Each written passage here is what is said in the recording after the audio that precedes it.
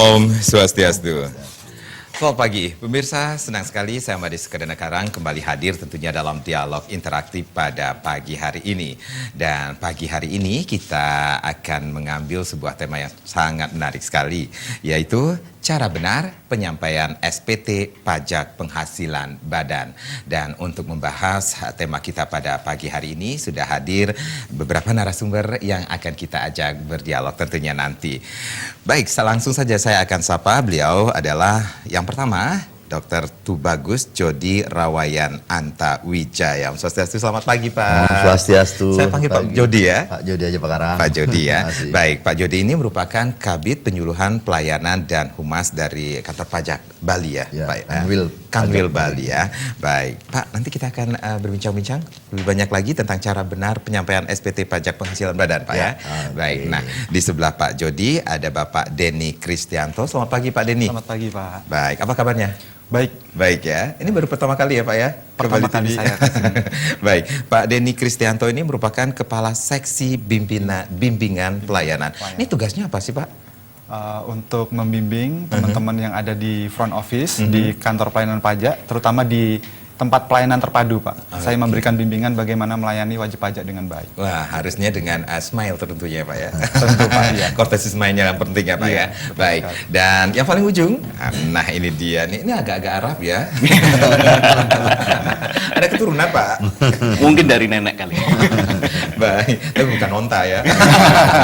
Baik, yang paling ujung adalah Bapak Teguh Sulistyo. Beliau merupakan Kepala Seksi Hubungan Masyarakat. Ini bimbingan pelayanan dan hubungan masyarakat. Ini ada bedanya ya Pak? Bedanya kalau pelayanan itu kan langsung berhubungan dengan itu ya, wajib pajak atau dengan, kalau hubungan masyarakat mungkin kita juga berhubungan dengan pihak luar, misalnya dengan ya seperti ini mengurus apa? Broadcasting kayak gini, terus apa dengan Pemda, membuat MOU atau sebagainya gitu. Baik, banyak, luas banget ya. Ya, lebih tugas Bapak ini sebagai seorang Kepala Seksi Hubungan Masyarakat. Baik, dan yang pastinya juga di studio sudah hadir audiens kita. Selamat pagi Bapak-Bapak, Ibu-Ibu, apa kabarnya nih? Baik, ini banyak sekali nih. Ini, kelihatan sekali nih dari raut wajahnya akan banyak ini memberikan pertanyaan kepada narasumber kita. Baik, audiens kita pada pagi ini merupakan masyarakat wajib pajak yang taat pajak tentunya ya Pak. Ibu, ini sudah nggak sabar nih, sudah ada pulpen dan buku-buku yang akan tentunya banyak sekali pertanyaan. Baik, Bapak, nanti kita akan lanjutkan lagi. Wah, tadi cuman audiens atau openingnya kita say hello aja dulu ya. Baik, nanti kita akan langsung ke topik atau tema kita pada pagi hari ini, yaitu cara benar penyampaian SPT Pajak Penghasilan Badan. Dan bagi masyarakat yang ingin bertanya nanti tentang topik kita, nanti di akhir acara kita akan kasih kesempatan untuk berinteraksi. Baik, jangan kemana-mana karena kami akan kembali tentunya setelah yang berikut ini.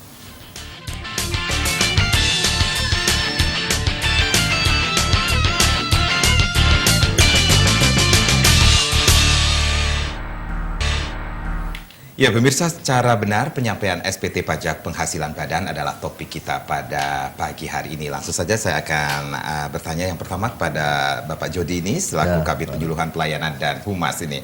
Baik Pak, kali ini kita akan membahas SPT Pajak Penghasilan Badan. Ini sebenarnya bisa dijelaskan nggak tentang SPT Pajak Penghasilan Badan itu sendiri Pak? SPT itu ya. kira-kira apa gitu ya? Iya. Jadi bagi teman-teman masyarakat wajib pajak yang memang kadang-kadang masih awam ya Pak. Ini kan tujuannya untuk supaya teman-teman masyarakat wajib pajak ini untuk edukasi kepada masyarakat apa sih ya SPT itu. Sebetulnya SPT itu suatu bentuk laporan atau sebuah kertas penyampaian yang ada formulirnya itu ya, formulir yang diberikan. Yang intinya adalah sebagai sarana, ya, sarana para wajib pajak. Kita ini sebagai manusia warga negara Indonesia ini tentunya setelah mempunyai penghasilan yang cukup menjadi wajib pajak kira-kira gitu ya. Itu sarana penyampaian perhitungan daripada wajib pajak atas penghasilannya, menghitung pajaknya sendiri, kemudian menyampaikannya ke kantor pajak setempat. Nah, sarananya itu namanya SPT. Jadi itu menetapkan sendiri. Sendiri. Itu bisa dijelaskan nggak ini menetapkan sendiri? Kalau dulu ini berarti tidak ditetapkan oleh wajib pajak sendiri ya Pak? Betul Pak Karang. Jadi penetapan sendiri, kata-kata sendiri itu adalah ada kandungan di situ konten yang mengartikan bahwa sekarang adalah sistemnya adalah sistem self assessment. Sekitar sebelum tahun 83, itu udah tahun 83, undang-undang baru tahun 83 yang menunjukkan bahwa kita ada self assessment system. Dulu namanya official assessment. Jadi setiap wajib pajak itu dia tidak bisa dikatakan pajaknya selesai atau dianggap benar kalau belum ditetapkan oleh kantor pajak. Jadi official assessment.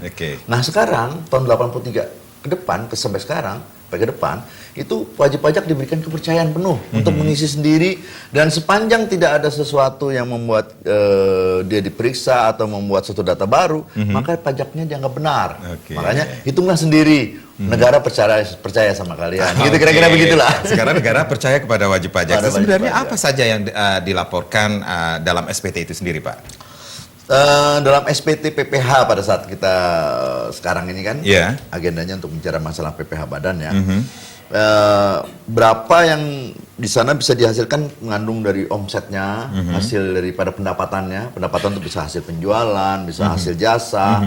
Nah, itu nanti juga diuraikan juga harga pokoknya, biaya-biaya yang ada, atau katakanlah biaya-biaya yang disebut dengan 3M, yaitu menagih, memelihara, dan mendapatkan, mendapatkan, menagih dan memelihara. Biaya-biaya itu semua masuk ke dalamnya, kemudian mendapat penghasilan netonya berapa, kemudian nanti ditarif, kemudian nanti diperhitungkan juga pajak-pajak yang selama ini misalnya wajib pajak badan tersebut mendapatkan potongan pajak dari pihak luar misalnya, dia dapat potongan pajak, kredit pajaknya itu bisa dikreditkan, termasuk juga kredit pajak pasal 25 yaitu 1/12 dari pajak tahun lalu biasanya gitu, dikumpulkan, dikurangin, tinggal selisihnya itu dibayar berapa, yang ada selisihnya kurang bayarnya berapa, kemudian dibayar ke bank dan disampaikan ke dalam kantor pajak berupa SPT tadi. Gitu, wah banyak juga ya harus dilaporkan dalam SPT PPH badan ini sendiri ya Pak Jody ya. Baik, nah untuk itu tentunya banyak sekali edukasi yang akan didapatkan oleh masyarakat selaku wajib pajak itu sendiri. Nah saya akan beralih ke Pak Denny ini selaku Kepala Seksi Pimpinan Pelayanan. Nah sebenarnya bagaimana sih cara untuk memperoleh formulir SPT tahunan badan itu sendiri Pak Denny? Jadi kalau untuk memperoleh formulir Pak, kalau zaman-zaman dulu kita kan flashback dulu flashback nih Pak, supaya ada perkembangan ya. Zaman dulu biasanya wajib pajak itu datang sendiri ke kantor pajak. Kantor pajak datang minta SPT. Itu bikin repot juga ya? Ya salah satunya seperti itu. Kemudian kita evaluasi kan Pak. Kemudian dilanjutkan, oke, kalau wajib pajak kayaknya agak repot, kita coba kirim Pak lewat pos. Ternyata di situ juga administrasinya sangat panjang dan berat juga, baik untuk wajib pajak sendiri, kalau misalkan tidak ketemu alamatnya, kemudian dari kantor pajak sendiri juga banyak sekali. Nah kemudian kita evaluasi lagi, kita tambah lagi sekarang Pak, selain tadinya bisa diambil sendiri, dikirim, kita tambah lagi untuk wajib pajak kan sekarang udah era modern nih Pak. Era modern, wajib pajak sudah kenal yang namanya internet, kita menyediakan formulir SPT itu secara online Pak. Jadi bisa diunduh langsung di www.pajak.go.id. Oke, bisa diulang Pak. Bisa diulang Pak Denny untuk pengambilan SPT formulir itu sendiri di website www.pajak.go.id. Oke, jadi semakin simple lagi ya, masyarakat atau wajib pajak bisa mengunduh langsung ya, mengisi langsung, kemudian mengirimkan langsung ya. Waduh, ini pelayanan yang luar biasa sekali dari pajak itu sendiri. Nah, untuk batas waktunya, nah ini dia nih, batas waktu penyampaian SPT tahunan itu gimana Pak Denny? Jadi kalau kita lihat kemarin, flashback juga, kan kemarin ada SPT tahunan orang pribadi Pak. Di undang-undang itu disebutkan bahwa 3 bulan setelah berakhirnya tahun pajak. Jadi kalau untuk SPT orang pribadi sudah selesai kemarin, tanggal 31 Maret. Nah sekarang kita bicara tentang badan ya Pak. Iya, tentang badan itu 4 bulan setelah berakhirnya tahun pajak. Berarti 4 bulan itu adalah terakhir di tanggal 30 April. Waduh, ini tinggal beberapa minggu lagi ya. Kira-kira 2 minggu lagi Pak. Kalau Pak Denny lihat jam ini masih lama Pak. Saya lihat tanggal Pak. Oke, jadi batas akhir pelaporan SPT badan itu 30 April 30 April, betul. Kalau telat-telat dikit gimana? Ada sanksinya nggak sih? Iya, jadi sebenarnya 4 bulan itu sudah memperhitungkan segala macam Pak. Di antaranya adalah audit yang biasanya dilakukan oleh kantor akuntan publik ya, kita sudah akomodasi. Apabila misalkan wajib pajak juga belum bisa menyampaikan pada saat akhir April, para wajib pajak itu diperkenankan istilahnya meminta namanya perpanjangan, Pak, waktu penyampaian. Bisa juga minta perpanjangan ya Pak? Bisa, tinggal menyampaikan pemberitahuan, kemudian bisa disampaikan paling lambat 2 bulan kemudian, jadi akhir Juni. Memang ada beberapa syarat yang harus dipenuhi. Antara lain ada wajib pajak menyampaikan dulu nih SPT sementaranya, Pak. SPT sementara, perhitungan pajak sementaranya, kemudian apabila memang ada yang kurang dibayar, itu dibayar dulu. Gitu. Nanti perhitungan finalnya bulan Juni misalkan. Silahkan aja. Wah, banyak sekali nih edukasi bagi masyarakat selaku wajib pajak ini, bagaimana cara memperoleh formulir SPT tahunan badan, kemudian batas waktunya adalah 30 April, itu pun bisa diperpanjang ya Pak ya, dengan cara-cara tertentu. Nah, kita akan beralih Pak Teguh ini selaku Kepala Seksi Hubungan Masyarakat. Ini kalau berhubungan dengan masyarakat, ini hubungi aja Pak Teguh nih kayaknya. Pak Teguh, bagaimana cara untuk menyampaikan atau menyampaikan SPT tahunan badan ya Pak ya? Seperti itu. Jadi kalau kembali lagi flashback kalau zaman kita flashback terus nih. Ya. Karena untuk perkembangan makin ke depan kita semakin baik. Iya. Jadi kalau zaman dulu kan menyampaikan SPT juga harus langsung ke kantor pajak ya. Langsung, kalau sekarang kita menyampaikan SPT tadi udah bisa lewat internet, lewat e-filing itu. Kemudian kita bisa ke Dropbox yang tersedia di pusat-pusat perbelanjaan. Kemudian bisa juga di pojok pajak juga bisa, di mobil pajak keliling juga bisa. Gitu. Masyarakat bisa mendapatkan, kapan sih bisa lihat mobil pajak? Saya belum pernah lihat loh ini mobil pajak ini. Mungkin kita kemarin waktu bulan Maret kemarin kita sudah ada mobil pajak kita juga di lapangan Renon waktu tiap hari Minggu malah. Tiap hari libur malah. Tiap hari libur ya. Iya Pak Jody ya. Jadi memang kita banyak sarana bagaimana seperti yang Pak Teguh tadi katakan. Supaya zaman dulu tuh cuma saya pajaknya misalnya di Denpasar atau saya katakanlah pajaknya lagi di Singaraja. Saya harus datang ke kantor pajak Singaraja. Sekarang nggak perlu, Pak. Nggak perlu ya. Jadi semua kantor pajak. Bahkan kalau misalnya Pak Karang nih, Pak Karang kan orang Denpasar, kira ya. Pak Karang lagi pas di Jakarta. Wah, ini bulan April. Ini udah waktunya habis. Saya isi sebentar. Maksud saya harus kembali dulu ke rumah. Ke Denpasar. Saya langsung ke kantor pajak di Jakarta. Makanya disebutkan tadi, semua kantor pajak wajib untuk menerima, wajib pajak masukkan SPT-nya dimanapun SPT orang itu terdaftar. Gitu kan? Pertama itu. Kedua tentang mobil pajak, mobil keliling. Itu kalau hari-hari libur, dia ada, kalau di Denpasar ini ada di lapangan Renon misalnya, atau juga di Dropbox. Dropbox itu suatu kotak ya, di pusat perbelanjaan. Waktu kemarin itu kita buka di Ramayana Pak, Ramayana, kemudian di Sentro ya, terus satu lagi di Beach Walk. Nah, itu juga kita buat. Insya Allah nanti Sabtu Minggu depan, yang hari libur dan 2 minggu itu kita lakukan itu. Nanti kita tunggu ya gebrakan dari pajak ini. Nah, Pak Teguh, ini sebenarnya untuk mengisi SPT tahunan badan ini apa saja yang harus dilakukan masyarakat untuk menyampaikan SPT tahunan ini? Iya, jadi kita dalam mengisi SPT ini memang yang harus disiapkan itu lampiran-lampirannya. Itu ada lampiran 1 sampai 6. Kemudian laporan keuangan di situ. Kemudian yang kewajiban dia itu juga, dan juga laporan rugi juga di situ sih harus dilampirkan di situ. Kemudian yang untuk PPh pasal 25 yang itu udah harus dilunasi dulu gitu. Harus dilunasi dulu ya. Nah, ini flashback lagi nih dengan pertanyaan saya tadi nih Pak Teguh atau Pak Jody ini. Nah, bagaimana jika si wajib pajak ini menemukan kendala, misalnya kendala yang mengakibatkan sehingga SPT badan ini diperkirakan belum selesai pada batas akhir SPT badan yang harusnya disampaikan itu sendiri nih. Ya, artinya gini, kan pertanyaannya sama seperti yang bisa ditunda nggak nih? Gitu ya, Pak. Iya, artinya nggak apa-apa, Pak. Nggak apa-apa ya. Seperti yang tadi disebutkan nih, saya sebetulnya mau menyebutkan bahwa membuat SPT pajak itu nggak sesulit yang diduga. Kalau tadi Pak Teguh katakan lempar 1 sampai 6, ntar lagi teman-teman di masyarakat wajib pajak bingung, ini terlalu banyak amat. Enggak, sebetulnya kita hitung, lampirkanlah kalau memang itu memang ada laporan keuangan yang sudah diaudit itu sebagai lampiran, laporan keuangan, kemudian rugi laba kan laporan keuangan, kemudian juga setoran yang sudah ada dihitung tadi setorannya, dan setoran tidak disampaikan ke kantor pajak atau orang pajak loh, nyetornya ke bank atau ke kantor pos, setelah dapat baru dicekrek. Nah, jadi satu dengan SPT-nya, sampaikan. Nah, pada saat ini misalnya, wah ini belum selesai ini laporan ini, kita nggak bisa bikinkan permohonan, minta, biasanya langsung diterima bahwa itu diperpanjang sampai 2 bulan. 2 bulan ya. Gitu. Katakanlah kalau misalnya, oh April ini nggak bisa sampai Juni.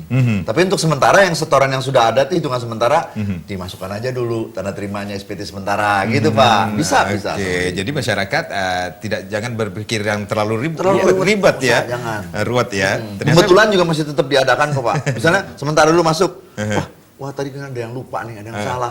Pembetulan bikin lagi, masuk lagi. Jadi bisa santai lah. Banyak sekali kemudahan yang diberikan oleh pajak itu sendiri. Nah, sebenarnya ini SPT tahunan PPH itu tentunya ada dasar hukumnya dong Pak Jody.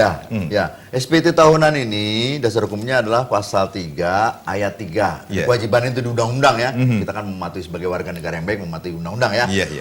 Pasal 3 ayat 3 undang-undang tentang KUP, Ketentuan Umum dan Perpajakan. Itu undang-undang nomor 6 tahun 83 yang diubah melalui perubahan keempat ya, udah berapa kali diubah sampai terakhir Undang-Undang nomor 16 tahun 2009. Ya. Tentang ketentuan umum dan tata cara perpajakan. Itu. Jadi pasal 3 ayat 3 itulah. Oke, tentunya ada dasar hukumnya seperti itu ya Pak ya untuk SPT tahunan PPH itu. Pak Denny, ini tadi saya juga sempat melihat di tayangan televisi ini SPT harus diisi dengan benar, lengkap, dan jelas. Ini sebenarnya apa maksud dibalik dari kata-kata dengan benar, lengkap, dan jelas itu sendiri, Pak? Jadi gini Pak, kan wajib pajak ini diberikan hak untuk menghitung sendiri. Seperti yang diceritakan Pak Jody tadi, wajib pajak menghitung sendiri, tapi ada syaratnya juga kan Pak, benar, lengkap, dan jelas. Ini kenapa kok harus benar, lengkap, dan jelas? Karena kita nantinya akan memverifikasi Pak. Kita percayakan, tapi kita juga diberi hak oleh undang-undang untuk meneliti kembali.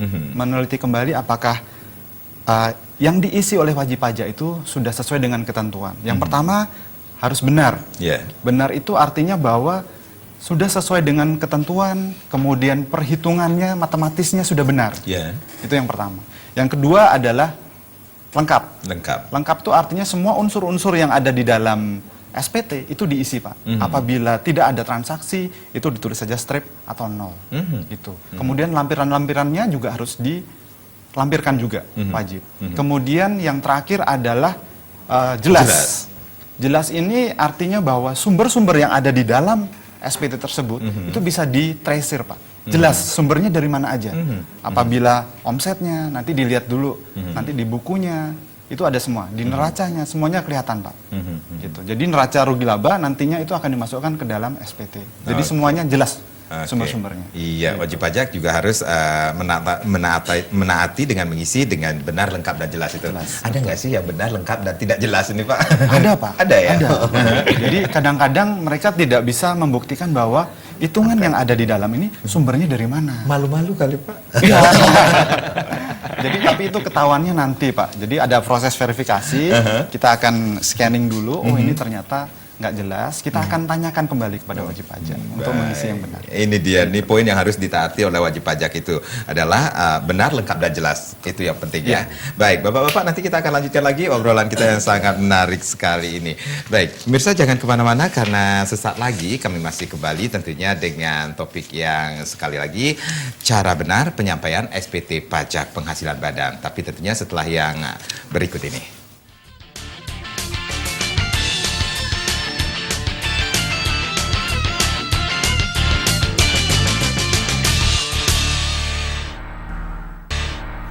Baik pemirsa, di dialog interaktif kali ini tema kita adalah cara benar penyampaian SPT pajak penghasilan badan. Masih dengan narasumber kita dari pajak tentunya. Pak Teguh, saya ingin tanyakan tentang, kita flashback balik lagi nih ya. Flashback itu terlalu untuk kedepannya lebih baik lagi ya. Nah, kalau banyak sekali masyarakat kita yang mungkin terlalu sibuk dengan kegiatannya sampai lupa untuk menyampaikan SPT tahunan. Ini ada sanksi nggak sih bagi wajib pajak yang terlambat menyampaikan SPT itu sendiri, Pak Teguh? Ya jelas ada lah, gitu lah. Jelas ada lah. Karena dengan smile ya. Iya, itu hubungan masyarakatnya. Gitu. Jadi kalau terlambat menyampaikan SPT sampai 30 April belum disampaikan, itu kita kenakan denda 1 juta. lumayan kan. Nah, Oh, lumayan kemudian banget, Pak. kalau dari kita ada data itu, kalau ada kekurangan, kemudian ditambah lagi dengan 2% per bulan dari pajak yang harus dibayar. Ada dendanya juga nih 2% per bulan ya. Nah, kemudian kalau kita dapat dari sudah kita tegur, ternyata dia juga belum menyampaikan juga SPT. Kita lihat ada ada perhitungan pajak yang kurang dibayar gitu. Kita kenakan kenaikan 50% dari yang kurang dibayar itu. Jadi ya memang kita harapkan kepada masyarakat wajib pajak untuk 30 April disampaikan SPT supaya tidak dikenakan denda. Kemudian juga tadi sudah dijelaskan kalau memang laporan keuangan atau apa belum selesai bisa disampaikan penundaan penyampaian SPT. Ataupun mungkin terdapat data-data baru yang kalau baru terdapat masuk. data baru lagi yang kita dapat dari selain dari data dari wajib pajak, kita juga bisa kenakan kenaikan 100% dari yang kurang dibayar itu. Wow, ini adanya sanksi 100% kenaikan sanksi administrasi ya Pak ya? Iya. Nah, bisa dijelaskan ini maksudnya apa itu Pak? Ya, jadi begini, kalau tadi Atau kan pada wajib saat pajak data baru ya yang masuk ya? ya? Data baru yang masuk, kita kan konfrontir ini dari wajib pajak ini dia nyampaikan begini gitu kan, data-data pajak yang harus dibayar. Sementara kita dapat juga data dari instansi lain gitu, kan kita cek, kita cross, kok nggak masuk gitu. Nah itu kan berarti ada kekurangan pajak yang harus dibayar di situ. Nah, itu bisa kita kenakan di Bisa situ. jelasin. Iya Pak, jadi ada yang ingin ditambahkan? Hanya menjelaskan atau lebih elaborate apa yang disebutkan Pak Teguh tadi. Jadi kita misahkan nih Pak antara denda dengan bunga bayarannya tadi. Yang kan tadi denda itu 100% dan sebagainya, bunga itu 2% per bulan. Iya. Kalau denda itu di pasal 7 KUP itu disebutkan bahwa kalau terlambat PPh badan kena 1 juta. Begitu lewat telat lapor, bukan telat store Pak, telat lapor. Telat lapor Itu sehari 1 ya Pak juta. ya? Enggak, 1 hari itu bunga pampunnya 1 juta sekali aja Pak. Itu masih lapor Pak. Tapi kalau laporan itu kan ada setoran ini Pak. Iya. Misalnya di bulan Mei dia masukkan, tapi setorannya nggak telat. Ya nggak apa-apa dong Pak, misalnya setorannya nggak telat. Tapi kalau setorannya terlambat, dia juga masukkan aja Pak. Nanti kantor pajak yang mengeluarkan surat tagihan pajak nih. Oh, you kena 1 juta nih. Nah, jadi masukkan aja, tapi harus ingat bahwa nanti akan kena nih Pak. Kena dendanya 1 juta tentang lapor, setorannya juga ternyata terlambat nih, harusnya setorannya berapa ini? 1 bulannya 2%. Itu denda nanti akan dikeluarkan melalui STP. Oke. Dasarnya kalau 1 juta itu pasal 7 di KUP, sedangkan setorannya tadi 2% per bulan adalah pasal 13 ayat 2 KUP. KUP itu ketentuan umum perpajakan. Jadi kita masing-masing dibedakan. Nah, tadi kan Pak Karang tadi khawatir, wah 100% besar sekali. 100% itu sebetulnya ada suatu hal yang lain. Maaf, tadi yang 2% per bulan itu adalah pasal 13 ayat 2 ya. Kalau 100% itu pasal 13 ayat 3. Artinya gini, kalau misalnya dalam hasil verifikasi, hasil pemeriksaan dan sebagainya, ada suatu temuan baru bahwa di SPT menyebutkan restitusi atau lebih bayar. Setelah diperiksa, ternyata tidak seharusnya restitusi. Nah, tidak seharusnya lebih bayar kenyataannya. Atau tidak seharusnya 0%, atau tidak seharusnya nihil dan sebagainya, itu kena 100%. Tapi kalau hasil pemeriksaan itu menunjukkan bahwa kurang bayar, dia hanya kena 2%. Nah, itulah undang-undang. Jadi antara 13 ayat 1, 13 ayat 2, 13 ayat 3 berbeda-beda. Penerapannya gitu kira-kira Pak. Oke, masyarakat mungkin banyak sekali alasan-alasan yang akan dikemukakan kenapa bisa sampai terlambat atau bisa dikatakan sampai terkena sanksi ini. Sampai sebatas mana sih wajib pajak itu bisa kena sanksi pidana itu sendiri Pak? Oh, kalau pidana lain lagi. Lain ya? Jadi artinya sebetulnya pidana itu Pak. Ngeri banget ya dengarnya ya. Di dalam hukum pajak, pidana itu disebut ultimum remedium. Maksudnya apa Artinya Pak? upaya akhir. Sepanjang wajib pajak warga negara itu kurang bayar, kita himbau untuk bayar tambah. Kalau bisa dibayar dengan pendapatannya, bayarlah. Upaya terakhir sekali itu namanya pidana itu. Itu tertera di pasal 38 dan pasal 39. Itu juga terbagi antara alpa dan sengaja. Tapi saya hanya ingin menjelaskan bahwa lapisan-lapisan sanksi kepada pajak pada warga negaranya itu tidak sekuatir yang disebutkan lah ya, kurang lebih ya. Kita upaya terakhir berultimum remedium ke sana. Yeah. Kita mulai tadi SPT. Kalau cuma terlambat jangan khawatir. Masih ada tetap cuma 2% per bulan untuk setorannya, laporannya 1 juta. Nah, kalau yang saya bilang tadi 100%, itu kalau udah lakukan verifikasi atau pemeriksaan gitu loh. Bukan, jadi kalau nggak ada langkah pemeriksaan, udah dianggap benar semua, nggak ada alasan untuk bisa kurang bayar, itu nggak kena 100% dan sebagainya. Nah itu ada yang menarik tadi Pak Jody menyatakan berupa alfa dan sengaja, ini ada bedanya Oh, nggak sih, lain Pak? lagi. Oh, itu beda. Seperti Misalnya apa, ya, pasal 38 alfa. Alfa, Alfa ya. katakanlah baru pertama kali dia Nggak melakukan. masuk A kan, Pak ya? Ya. Oh, saya lupa bener-bener nih. Ada Iya. kan Bapak juga bisa bedakan antara yang lupa sama sengaja. Oh, Coba iya. kira-kira secara bahasa Indonesia bisa diterjemahkan beda-beda. Tetapi secara hukum pasal 38 39 ada data-data yang mendukung itu. Seseorang apakah dia itu memang alfa atau kami ini sengaja? Tentunya contoh yang paling sederhana alfa itu sekali. Sengaja kalau udah lupanya berkali-kali sengaja itu. Atau masyarakat juga bisa mengatakan, saya sengaja lupa gitu ya. Baik Bapak, menarik sekali. Nah kita akan balik ke Bapak-Bapak, Ibu-Ibu ada yang ingin ditanyakan? Tentunya ada. Mbak silakan. Iya. Nama dan Iya, dengan nama Mbak siapa Mbak?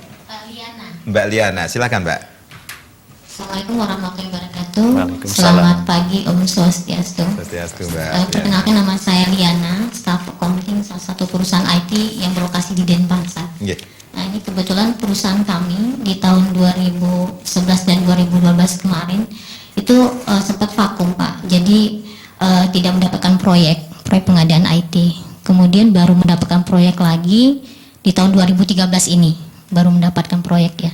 Kemudian pertanyaan kami adalah bagaimana pembuatan SPT tahunan untuk 2012?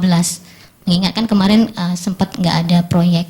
Kemudian bagaimana PPh pasal 25-nya untuk di tahun 2013 ini? Mungkin itu saja pertanyaan dari saya. Baik, terima kasih Mbak Liana. Silakan Pak. Siapa Pak Jody yang ya, ingin? boleh juga Wah. Ini menarik Pak. Dan memang ini fenomena dari hampir seluruh masyarakat wajib pajak kita. Kadang-kadang ada orang, wah orang saya nggak ada penghasilan kok ini ya. Nah, itu dia. Ini ngapain lah saya harus punya kewajiban, isinya apa dan sebagainya. Apalagi ada orang yang, mohon maaf tadi Mbak Liana, terima kasih sekali Mbak Liana ini pertanyaannya. Artinya bukan hanya orang itu udah pusing untuk mencari order aja susah gitu barangkali ya. Kita hargai hal itu bahwa suatu ketika orang tuh nggak bisa harus untung terus. Tapi SPT itu kewajiban warga negaranya untuk disampaikan. Sehingga apapun keadaan apapun dari wajib pajak tetap disampaikan.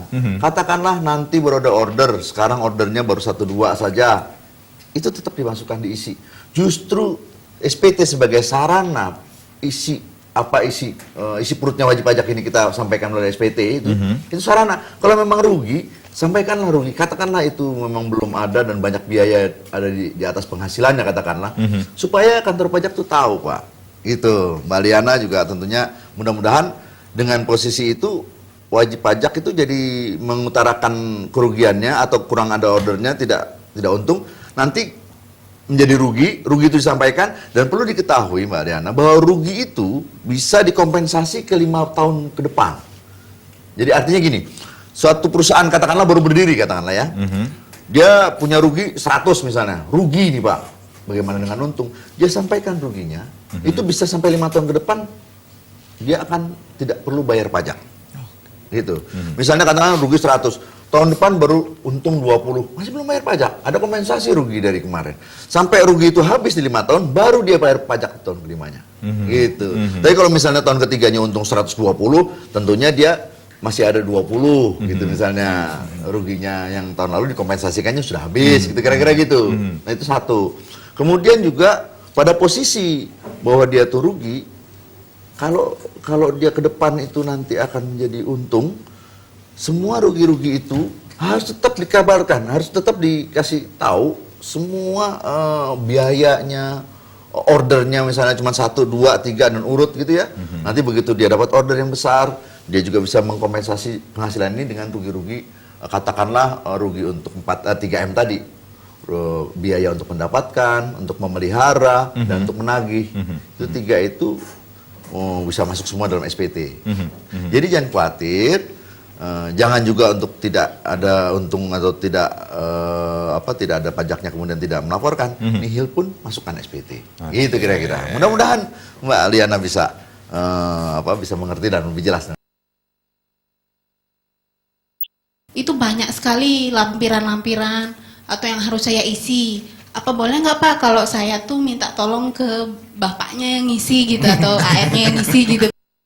Soalnya kayak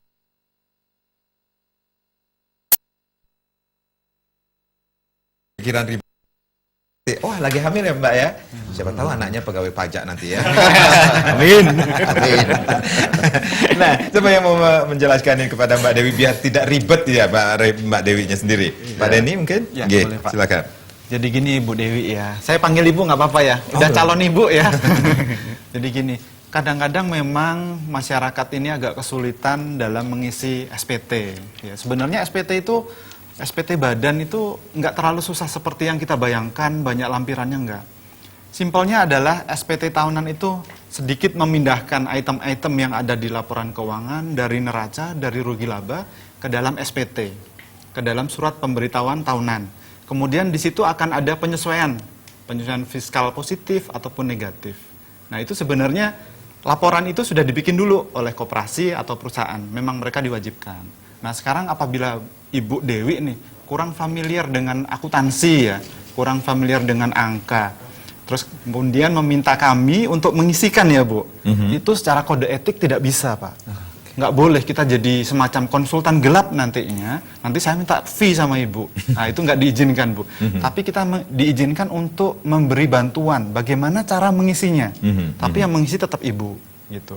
Jadi saran saya Ibu menghubungi AR. AR itu adalah account representatif. Ibu sudah pernah telepon AR atau berhubungan sebelumnya? kalau nelpon AR-nya pernah Pak. Nah. Tapi kalau AR-nya jelasin itu kadang saya malah mungkin karena takut duluan ya Pak. Iya. Kayaknya pajaknya ngeri gitu Pak.